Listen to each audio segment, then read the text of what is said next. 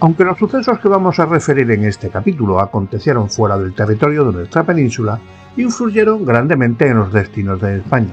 Trátase además de la suerte que cupo a dos de los más famosos capitanes de la antigüedad, que ambos habían inaugurado la carrera de sus glorias en los campos españoles. Trátase de dos guerreros insignes que, en nombre de las dos más poderosas y más enemigas repúblicas, se disputaban el imperio del mundo.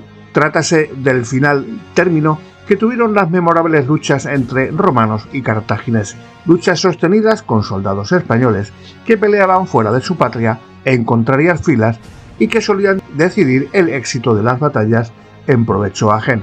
Trátase, en fin, de la caída de una república que enseñoreó siglos enteros los mares y estuvo a punto de sujetar a la Italia y a la España al dominio africano. Dejamos a Aníbal invernando en Capua después del memorable triunfo de Cannas. Se ha hecho un cargo a que aquel ilustre guerrero de no haber marchado derechamente sobre Roma, pero acaso en nada anduvo más prudente el africano que en no empeñarse en la conquista de la ciudad eterna. Tal vez se han exagerado también los daños que en la disciplina y en la moralidad del ejército causaron las ponderadas delicias de Capua, puesto que se vio todavía a este mismo ejército, no muy numeroso, sostenerse por espacio de muchos años en país enemigo, pelear con vigor, mantener el respeto a Roma en medio de todo género de dificultades. Lo peor que tuvo Aníbal contra sí fue la constancia romana, aquella constancia heroica que desplegaron los romanos pasadas las impresiones del primer aturdimiento. Todos, hasta los esclavos, se alistaban voluntariamente en las banderas de la patria. Todos los ciudadanos derramaban espontáneamente su dinero en las arcas públicas. Las naciones vecinas se prodigaban en recursos y soldados. De tal modo, se recobró Roma del susto de Cannas, que cuando se puso en venta el terreno sobre que acampaba Aníbal, se presentaron tantos compradores como si la Italia se hallara limpia de enemigos, y cuando se trató de rescate del prisionero, Roma contestó con arrogancia que no le hacían falta soldados que se dejaban coger vivos, y tuvo la audacia de intimar a Aníbal que saliera a aquella noche del territorio romano. Todo esto era propio de una república que, cuando uno de sus cónsules volvía derrotado y vencido, le daba todavía las gracias por haber llenado su deber y no haber desconfiado de la salud de la patria. Tuvieron los soldados la fortuna de apoderarse de Siracusa, de donde sacaron inmensas riquezas, y redujeron toda Sicilia a simple provincia romana. Llamó entonces Roma al cónsul Marcelo, conquistador de Siracusa, para oponerle a Aníbal, el vencedor de Cannas. Avanzaron los romanos contra Capua y Marcelo tuvo la gloria de ser el primer vencedor de Aníbal, el cual, después de haber hecho prodigios de valor, hizo una maravillosa retirada hacia Lucania. Fue, pues, perdiendo Aníbal a Capua, Tarento y la mayor parte de las plazas de la Apulia, donde luchó por espacio de 3 años. No le quedaba ya más esperanza que el ejército que su hermano Asdrúbal capitaneaba en España. Ya hemos visto cómo los Escipiones disfrutaban con sus triunfos en España las tentativas de Asdrúbal para pasar a Italia en ayuda y socorro de su hermano. Al fin, cuando Aníbal llevaba ya 10 años combatiendo en Italia, logró Asdrúbal trasponer los Pirineos y los Alpes, envió tras él, el grande Escipión, una gruesa armada, con dinero, municiones y víveres, y muchos miles de guerreros españoles. Españoles eran también los soldados, en quienes más fiaban los cartagineses. Contra Asdrúbal envió Roma al cónsul Livio Salinator al norte, contra Aníbal al cónsul Claudio Nerón a la Lucania. Grande era la ansiedad del pueblo y del senado romano. Asdrúbal, digno hermano del mayor genio militar de la antigüedad, y a quien llamaba Diodoro el más grande después de Aníbal, avanzaba hacia Ancona, arrojando delante de sí al pretor Porcio a la cabeza de 50.000 lusitanos y de algunos veteranos de la Galia. Reúnense a Livio los españoles que enviaba Escipión. Ambos temen los resultados de una batalla decisiva, porque si triunfa Asdrúbal, sucumbe Roma. Si Asdrúbal es vencido, Cartago tiene que renunciar a Italia. Entretanto, Claudio Nerón más afortunado en Italia que lo había sido en España, había logrado un triunfo sobre Aníbal en la extremidad de la Lucania, cerca de Tarento. Allí le fueron enviados unos pliegos sorprendidos a un correo que Aníbal había despachado a su hermano Asdrúbal, en el que revelaba todos sus planes y pensamientos de la campaña. Admiramos aquí el patriotismo de los romanos de aquella era. Aquel mismo Nerón, que era enemigo mortal de Livio, olvidando sus particulares odios y atendiendo solo al bien de la República, vuela en socorro de su colega con 7.000 soldados escogidos. Vuela, decimos, porque separaban 100 leguas los dos campos y bastaron 7 días a sus trotas para salvar tan enorme distancia. Tan acalladas lo hicieron que ni Aníbal advirtió al pronto su salida, ni Asdrúbal notó su llegada. Incorporados los dos cónsules, aquellos cónsules que tanto se aborrecían, púsose Nerón a las órdenes de Livio para combatir al enemigo común. Pensamiento atrevido el de Claudio Nerón y abnegación admirable, que le dieron a un tiempo gran reputación de civismo y de capacidad. Presentan al siguiente día la batalla. Sorprendido Asdrúbal de hallar a los cónsules reunidos, sospecha si su hermano habrá muerto, o recela por lo menos que haya sido derrotado. Bajo el influjo de estos tristes presentimientos, iguales a los que años antes había hecho él concebir en España a Cneo Escipión respecto de su hermano Publio, esquiva el combate y emprende de noche la retirada. A las pocas horas de marcha, los guías le abandonan y el ejército se fatiga en idas y venidas por las márgenes del Metauro, buscando un vado que le es imposible hallar. El retraso da lugar a la llegada de los cónsules y Asdrúbal se ve forzado a aceptar la batalla. Rudo fue el choque entre las tropas escogidas de los romanos y la legión de España, desbandándosele a Asdrúbal los ligurios, pero nada basta a hacer cejar a los soldados españoles que, firmes en sus puestos, prefieren morir a retroceder un solo palmo. Tanta bizarría no sirvió sino para inmortalizar el nombre español. Sucumbieron al número y fueron degollados como el mismo Asdrúbal, que no queriendo sobrevivir a la derrota buscó la muerte, vendiendo cara a su vida en las lanzas enemigas. La batalla del Metauro fue para Roma lo que para Cartago había sido la de Cannas. Costó 50.000 hombres a los vencidos, 20.000 a los vencedores. Puede decirse que aquel día en un rincón de Italia se decidió que España sería una conquista de los romanos. Empeñó allí Nerón sus glorias con un hecho indigno de su nombre. Con bárbara inhumanidad cortó la cabeza de Asdrúbal y no contento con esto, mandó transportarla a la otra extremidad de Italia y arrojarla en el campamento de Aníbal. De Aníbal que mucho tiempo antes había honrado con magníficas exequias el cadáver del cónsul Sempronio. A su vista, el general cartaginés, enternecido y consternado, exclamó: «Perdiendo a Asdrúbal, he perdido yo toda mi felicidad y Cartago toda su esperanza». Con razón temía, pues ya no pudo Aníbal hacer otra cosa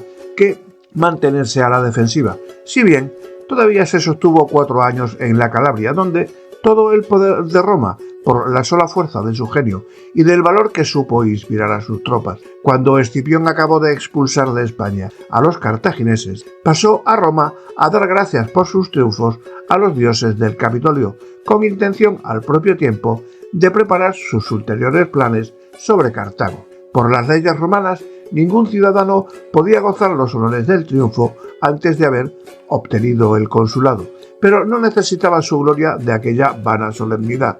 Hizo su entrada precedido de los carros en que conducía el oro y la plata que había llevado de España, con muchos objetos preciosos, como muestra de la riqueza natural del país que acababa de conquistar. Vistió luego la túnica de candidato al consulado y no tardó en ser proclamado cónsul por una mayoría no vista hasta entonces en la República. Era su gran pensamiento político llevar la guerra al África y destruir de una vez Cartago. Acogió el pueblo con entusiasmo aquella gran idea, no así el Senado, donde tenía muchos y envidiosos rivales que se opusieron a aquel intento por los órganos de Fabio y de Catón, pero al fin se adaptó el medio de darle la Sicilia con facultad de pasar a África, si circunstancias imperiosas así lo exigiesen. Escaso ejército le facilitó la República, pero todo lo suplió el ardor de los ciudadanos. A poco tiempo reunió Escipión en Sicilia un armamento formidable, con el cual desembarcó en África, llenando de espanto a Cartago, que desde el tiempo de Régulo no se había visto amenazada por tan poderoso enemigo. Contaba allí con la alianza de Masinisa y de Sifa. El primero no le faltó, pero el viejo rey númida le había hecho defecciones, pasándose otra vez a los cartagineses. Escipión determinó castigar aquella deslealtad con una perfidia que, no porque númida la mereciera, dejó de ser indigna del romano. Mientras andaba en tratos con Sifax y le entretenía con negociaciones, invadió una noche de improviso su campamento y, poniendo fuego a las tiendas en que dormían los soldados, hizo perecer con el fuego y con la espada a 40.000 africanos. Quiso disfrazar la alevosía atribulándola a inspiraciones de los dioses y ofreció sacrificios a Vulcano, que quedaron en la historia y la posteridad para condenarla. De todos modos, Cartago se vio en la precisión de llamar a su seno a Aníbal, que aunque debilitado, todavía permanecía en Italia, teniendo en respeto a Roma. Cuán sensible debía ser al cartaginés renunciar al bello país que había recorrido por espacio de 16 años y en que había ganado tantas glorias, pero reconocía la justicia con la que reclamaba su patria y no vaciló en volar en su socorro, no sin devastarlo todo a su tránsito y sin dejar sangrientas violencias. Iba pues a pelear un Aníbal con otro Aníbal, un Escipión contra otro Escipión, el genio de Cartago con el genio de Roma. Aníbal llega a África, los dos insignes guerreros se ven, se acercan y entablan plática. Bajo el pabellón de una tienda de campaña se tratan los destinos del mundo. Resultado de la entrevista el convencimiento de que una de las dos repúblicas tenía que dejar de existir y se encomendó de nuevo la decisión a la suerte de las armas. Diose entonces la famosa batalla de Zama, en que por fin el genio del grande Aníbal sucumbió ante el genio del grande Escipión, y Cartago quedó humillada. Escipión hizo el mayor elogio de su rival, diciendo muchas veces que envidiaba la capacidad del vencido. Duras fueron las condiciones de paz que el vencedor impuso a Cartago. La república vencida renunciaba a sus posesiones de fuera de África. Daba en rehenes 50 principales señores de la ciudad escogidos por Escipión. Se obligaba a pagar a Roma 10.000 talentos de plata en 50 plazos. Y lo que era más sensible, entregaba sus naves. De 500 a 700 fueron quemadas delante de la ciudad, y Cartago pasó por la humillación y el desconsuelo de ver arder aquellas naves con que no había sabido impedir el desembarco de Escipión. Comprometíase Cartago a no emprender ninguna guerra sin el beneplácito de Roma y a volver a Masinisa todo lo que había poseído sus mayores y a darle 100 rehenes. A todo esto accedió aquella república que con su poder había asustado al mundo. Así sucumbió Cartago. Escipión volvió a Roma henchido de gloria y de riquezas. Delante de su carro triunfal llevaba al rey Sifax cargado de cadenas, pero el viejo númida murió antes de entrar en la ciudad. Todos los honores de que podía Roma disponer se prodigaron al vencedor, que recibió el sobrenombre de el Africano. Fue nombrado nuevamente cónsul y después censor. Celebráronse magníficas fiestas y se decretó dar una yugada de tierra a los soldados por cada año que habían hecho la guerra en África o en España. A continuación, Modesto Lafuente nos relata cómo era la fisonomía de la España primitiva. Comienza así. Si los iberos, dijo ya Estrabón, hubieran reunido sus fuerzas para defender su libertad, ni los cartagineses, ni antes que ellos los tirios, ni los celtas llamados celtiberos, hubieran podido subyugar como lo hicieron la mayor parte de España. El historiador geógrafo comprendió bien la causa del éxito que tuvieron las primeras invasiones de pueblos extraños en el territorio español. Le faltó explanarla, y lo haremos nosotros. Habitadas estas regiones por otras tantas tribus independientes, cuantas eran las diferentes comarcas, en que su misma estructura geográfica las divide, pueblos todavía groseros y rústicos, regidos por distintos círculos o caudillos, sin unidad entre sí y casi sin comunicaciones, propensos al aislamiento, aunque belicosos y bravos, como habían de oponer una resistencia compacta a extranjeros más civilizados, más disciplinados y más astutos, aun dado que los indígenas en su ruda sencillez se hubieran podido apercibir de las ocultas miras de la dominación de sus huéspedes. No nos maravilla que los primeros colonizadores, los fenicios y los griegos asiáticos, lograran establecerse sin oposición en las costas meridional y oriental del suelo ibero. Presentáronse ellos como comerciantes pacíficos e inofensivos, sin aparato bélico, tratando a los indígenas con dulzura, y no era difícil ni sorprender su buena fe con la política y la astucia, ni atraerse la admiración y el respeto de gentes toscas e incultas con el pomposo aparato de sus ceremonias religiosas, con sus objetos de comercio, no sin arte, y gustos construidos y hasta con los adornos de sus naves estudiosamente engalanadas. Lo único que hubiera podido incomodarlos hubiera sido la extracción de sus riquezas, si hubieran conocido su valor. Enseñáronle con el tiempo y con las transacciones mercantiles los mismos colonos, y cuando los naturales comprendieron el excesivo y ascendiente que con aquello se arrogaban, tuvíronlos ya por incómodos y peligrosos huéspedes, y comenzaron las primeras protestas de independencia en la costa oriental con los indigetes contra los focenses de Marbella, en la meridional con los turdetanos y contra los fenicios de Cádiz. Los cartagineses en su primer periodo condujéronse también menos como conquistadores y guerreros, aunque lo eran ya por inclinación y por sistema que como traficantes y exploradores. No les convenía alarmar a los españoles sin intentar entonces su conquista, sino sacar recursos de España y monopolizar el comercio marítimo para atender a las guerras que por otras partes traían. Mostrábanse amigos, ofrecían y aceptaban alianzas, y de este modo lograron establecer colonias y factorías en el litoral de la Bética, a cuyos moradores habían hecho menos indomables y agrestes el largo trato con los fenicios. De allí y de las tribus vecinas reclutaban soldados que transportaban a Sicilia, a donde iban a dar triunfos a los mismos que después los habían de sojuzgar. La imaginación de aquellos hombres ignorantes no podía alcanzar tan avanzados y encubiertos designios. Fue menester, para que los comprendieran, que viniera ya Amílcar desembozadamente como conquistador. Entonces comenzó también la resistencia. Istolacio, Indortes, Orison.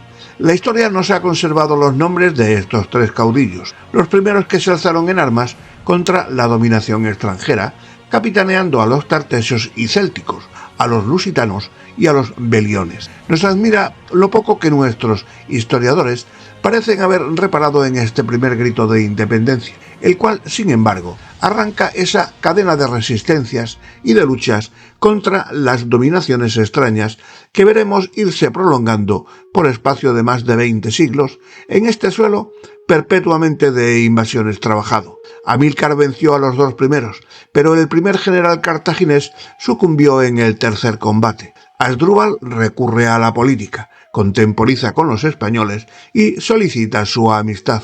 Aníbal, el más atrevido general de aquellas edades, creyó que para dominar el interior de España no tenía sino llevar a pasear por él sus legiones, pero halló en los olcadas, en los carpetanos y en los báceos pueblos que no querían dejarse subyugar. Los venció porque tenía que vencer a la masa irregular e informal, mas no dejó de experimentar rudas acometidas y más impetuosos que ordenados ataques de aquellas gentes. Vino luego el suicidio de Sagunto, cuya memoria perdurable dispensa de todo comentario al historiador.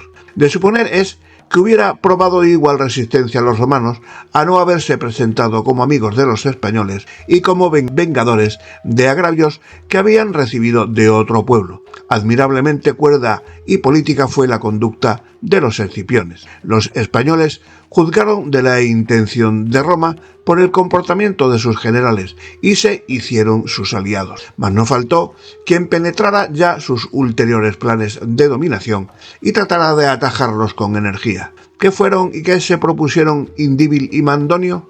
Las historias romanas, como escritas por los vencedores, parece los quieren representar por boca de Escipión como unos ladrones y capitanes de ladrones que no iban sino a destruir, quemar y saquear los pueblos vecinos. Pero olvidáronse de que nos habían dejado también escritas las arengas de aquellos dos infatigables caudillos de los ilergetes y ausetanos, en que expresamente declaraban que se levantaban a sacudir el yugo de los romanos, que como los griegos y los cartagineses venían a quitarles su libertad y a imponerles con palabras dulces una servidumbre vergonzosa. Muy fácil es a los vencedores, y más cuando son los únicos que escriben, pintar como aventureros o como bandidos a los primeros que empuñan las armas para defender la independencia de su patria. Pero por más avisados que queramos suponer a aquellos hombres cuando pudieron sospechar, rudos como eran entonces las encubiertas miras de sus huéspedes,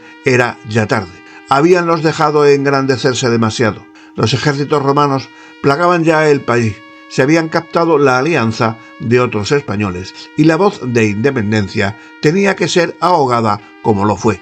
El aislamiento y la falta de unidad que Estrabón señaló como la causa de haber perdido su libertad de los iberos, podemos agregar nosotros la de su ruda sencillez, que no les permitió sospechar, sino muy tarde, los disfrazados designios de los pueblos invasores. Merece ser notado el proceder tan diferente de las dos repúblicas que se disputaban el señorío de España. Los cartagineses eran siempre los primeros a mover a la guerra. Importábales poco, si les convenía, tener que violar para ello los tratados. Jamás los romanos tomaban la iniciativa. Con el mismo pensamiento de dominación, pero con más profunda política, cuidaban siempre de no aparecer los infractores de los pactos o convenios. Esperaban a que otros los quebrantaran, o los ponían en la necesidad de hacerlo, para aceptar después la guerra con todas las apariencias de justicia, o como defensa propia, o como reparadores de ofensas hechas aliados. Solo así se explica la insistencia en seguir enviando embajadas al Senado cartaginés y de seguir pidiendo explicaciones aún después de consumada la catástrofe de Sagunto. Así se explica la calma con que veían el sacrificio de su heroica aliada. Distinta fue también su conducta con los españoles durante la guerra. Los cartagineses imponían graves y tributos a los pueblos conquistados y los agobiaban con exacciones. Empleaban a los naturales como esclavos en los rudos trabajos de las minas, ramo en que los fenicios les dejaron aún mucho que explotar y que debió suministrarles riquezas sin cuento, a juzgar por la celebridad que adquirieron los famosos pozos de Aníbal, de uno de los cuales, nombrado Bebelo, extraían diariamente, si no hay exageración, en los historiadores latinos, 300 libras de plata acendrada y pura, y el producto de las minas de la Bética eran de 20.000 dracmas cada día. Los romanos, cuando les faltaban vestuarios y víveres con que cubrir y alimentar sus tropas, no los tomaban del país, los pedían a Roma, por no disgustar a los pueblos que acababan de conquistar, y agotado el tesoro de la República, acudían los ciudadanos con donativos para subvenir a las necesidades del ejército de España antes que sobrecargar de impuestos a los naturales. En sus victorias sobre los españoles señalábanse los unos por su crueldad, por su generosidad los otros. Amílcar hace crucificar e Histodacio y a Indortes, jefes de los sublevados, contra los cartagineses. Escipión perdona a Mandonio y a Indíbil, cabezas de una insurrección contra los romanos. Aníbal destruye a Sagunto para conquistarla y fortifica después su arruinado castillo para tener en él aprisionados y en rehenes los principales españoles. Los escipiones recobran a Sagunto y conquistan a Cartagena y dan libertad a todos los españoles, aun a los mismos que contra ellos habían peleado, y les devuelven todos sus bienes. El único acto de crueldad de Escipión fue el castigo de Iliturgo, y este fue impuesto por una deslealtad horrible. Más tarde habían de ser los romanos tan malos señores como los cartagineses, pero entre tanto deslumbraban y seducían con su estudiado proceder. Así ganaron las voluntades de los indígenas y con su ayuda lograrán expulsar a los africanos. Como a pesar de tan diferente trato, militaron todavía tantos españoles en las banderas de Cartago. Era más antigua su dominación en la parte meridional de España. Españoles y cartagineses habían combatido juntos en las guerras de Sicilia, y esto naturalmente había engendrado más conformidad de hábitos y hasta de idioma entre los dos pueblos. De todos modos, faltóles la unidad y el concierto, y malgastaron su bravura en pelear al mando de contrarios y extraños jefes, sin conocer que se labraban de este modo con sus propias manos las cadenas que le habían de arrojar cualquiera que fuese el vencedor. ¿Cuáles eran las condiciones de existencia de los primeros colonizadores de España? ¿Cuál su forma de gobierno? ¿Qué fue lo que comunicaron a los indígenas?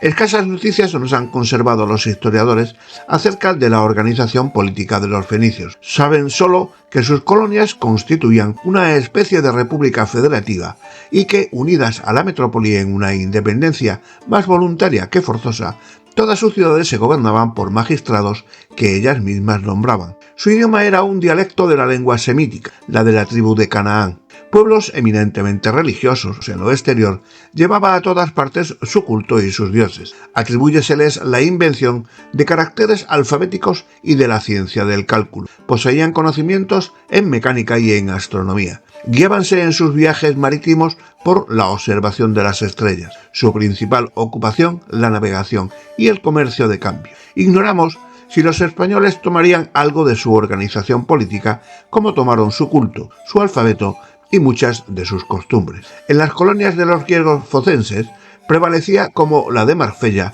la forma aristocrática. 100 ciudadanos nobles componían el Senado. Su cargo era vitalicio. De la Constitución de Cartago nos dejó Aristóteles preciosas noticias. Presidían el Senado y eran los jefes de gobierno 2 sufetos, elegidos de entre todos los ciudadanos por su crédito y sus riquezas. La fortuna y las riquezas eran las que principalmente conducían a la alta magistratura. Por lo mismo que los cargos eran honoríficos, solo los ricos podían aspirar a ellos. La aristocracia que dominó en el Senado hasta las guerras púnicas no era tampoco una aristocracia de nobles, sino de optimates o ricos. A veces una sola familia poderosa monopolizaba en sí las primeras magistraturas del Estado y dominaba en todas las votaciones. Esto sucedió primero con la familia de los Magones, después con las de los Barsas o los Barcinos. Durante las guerras púnicas adquirió gran preponderancia el poder popular.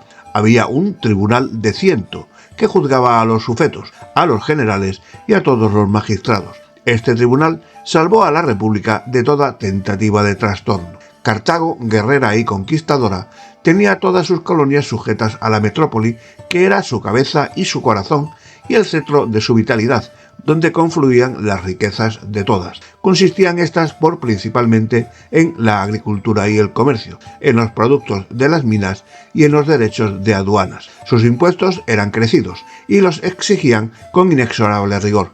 Hasta las guerras y las conquistas eran un objeto mercantil para aquellos especuladores. Los soldados eran pocos, servíanse de mercenarios reclutados en todas las naciones, y sabiendo que costaba cada soldado griego o campanio galo o español, calculaban el fruto de una conquista por el coste de la campaña. Así no es extraño encontrarlos codiciosos, avaros y egoístas, sin generosidad, sin compasión y sin fe, que se cuidaran poco de la santidad de los juramentos y del fiel cumplimiento de los tratados, y que la fe púnica adquiriera aquella celebridad que se hizo proverbial. Cuando hicieron la paz con Roma después de la derrota de Zama, sufrieron con resignación las condiciones más humillantes. Mas vencido el primer plazo del tributo, los senadores lloraban al entregar su dinero, y Aníbal se echó a reír, demostrando cuán despreciable era para él aquel senado de mercaderes. Dedicada Cartago exclusivamente al comercio y a la guerra, no eran las letras las que prosperaban allí. Aunque se encuentra citada en los autores antiguos, alguna otra obra púnica puede decirse que la única que se ha conservado es el periplo de Hanón, o sea, la relación de la expedición marítima que de orden del Senado hizo este marino desde España por la costa occidental de África, como unos 500 años antes de Jesucristo, en la primera estancia de los cartagineses en la Bética, cuyo libro se colgó en el templo de Saturno de Cartago. Donaban los cartagineses, además de los dioses fenicios y libios, algunas divinidades griegas o helénicas, cuyas estatuas colocaron en el templo de Dido o Elisa, a quien tributaban culto divino. Pero hasta en las ceremonias y solemnidades religiosas predominaba la fría crueldad de aquel pueblo. Ofrecían a Moloch o Saturno sacrificios humanos en épocas fijas. A veces eran víctimas ilustres e inocentes. En una ocasión, viendo al enemigo cerca de sus muros, sacrificaron para aplacar la cólera de los dioses 100 jóvenes escogidos entre las familias más distinguidas, y hallándose Aníbal en Italia, recibió la noticia de haber sido señalado su hijo para el sacrificio anual. Por fortuna, este pueblo desapareció sin dejar rastros de su existencia. En España no dejó ni una institución ni un monumento artístico. Pasó su dominación como un pálido meteoro. Solo edificaron castillos y plazas fuertes, y los españoles aprendieron de los cartagineses a guerrear con más arte. Los fenicios y los griegos fueron los que ejercieron más influencia intelectual y moral en las costas meridionales y oriental de la península. en que se asentaron y cuyos moradores eran ya por la benignidad misma del clima menos fieros que el resto de los de España, y recibían con menos esquivez las ideas y principios civilizadores de sus huéspedes. Pero no olvidemos que estas comarcas no constituían la España entera, y que aun conquistados estos países por las armas romanas, toda la parte occidental y septentrional de la península se mantiene independiente y libre, y sus habitantes conservan toda su fiereza primitiva, todas las costumbres rústicas y groseras que hemos descrito en el capítulo primero de este libro.